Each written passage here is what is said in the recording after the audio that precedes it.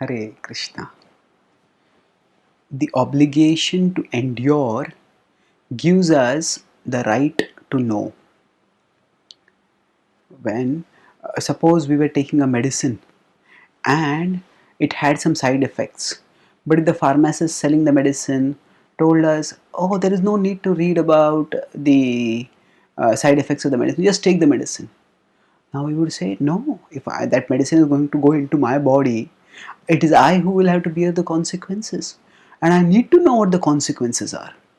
Because we will be getting the obligation to endure by taking the medicine, that gives us the right to know. And the right to know means if we want to take a treatment, the doctor or the prescriber of that treatment has to tell us what are the consequences likely from that treatment. And they cannot hide behind any clause of confidentiality. No, we have a right to know. And if somebody conceals such information about the harmful consequences of some medicine, then often there are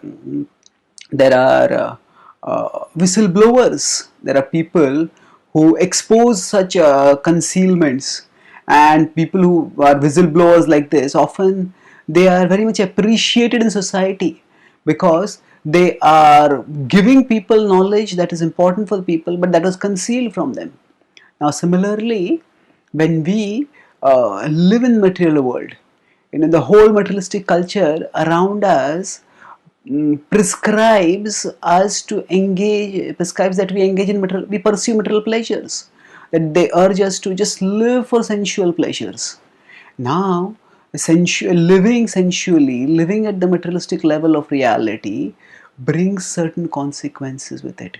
And the consequences among them are that we have to grow old, we have to get diseased, and we eventually have to die.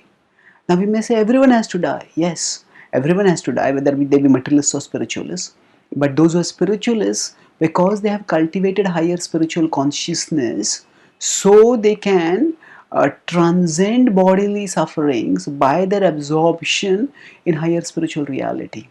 And they can do this because they don't go through life with closed eyes. They keep their eyes open and they recognize that ahead in the journey of life, Janma Mrityu Jara Vyadhi Dukkha Doshanu Darshanam, in 13.9 in the Bhagavad Gita it is stated that birth, old age, disease and death are Dukkha Doshanu Darshanam. These are big miseries, and systematically, unsentimentally, we need to see these miseries.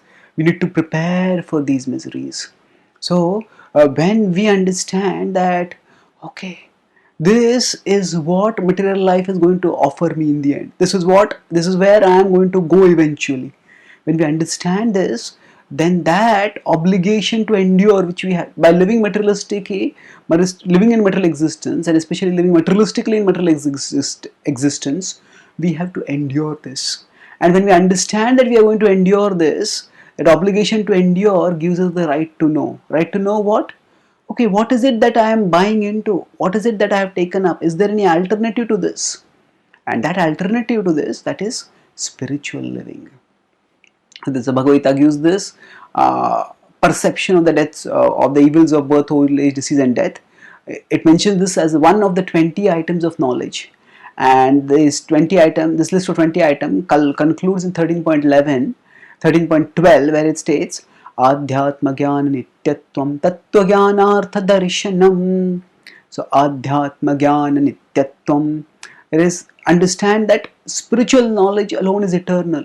Tattva Jnanartha Darshanam, and Darshana, philosophical search for Tattva Jnana, for knowledge of the truth. So we seek out what is it that is real, what is it that is going to last. I don't want to die. Why do I have to die? Then we understand that we at our core are souls. As souls, we are eternal spiritual beings, and as eternal spiritual beings, we don't have to die. It is only because we become attached attached to the body and are misidentifying with it, that we suffer the nightmare of death when when the body is destroyed. But when we detach ourselves from the body and we attach ourselves to Krishna, Mai chananya yogena bhaktiravyabhicharini, By undeviated devotional practice, when we attach ourselves to Krishna, then we redirect ourselves from material existence towards spiritual existence. And thus, by redirecting ourselves towards spiritual existence, we eventually attain Krishna. We move closer and closer to Krishna and attain immortal life with Him. So, those people who say, oh, don't talk about death, don't talk about misery, they say, why be a pessimist? You don't have to know all these things, just live life. They are depriving us of our right to know. And we should tell them, no, I will have to endure the consequences and therefore I have the right to know. And the Bhagavad Gita, with its wisdom, fulfills our right to know by giving us knowledge not just of the disastrous consequences of material living, but also the liberation available through spiritual living. Thank you. Hare Krishna.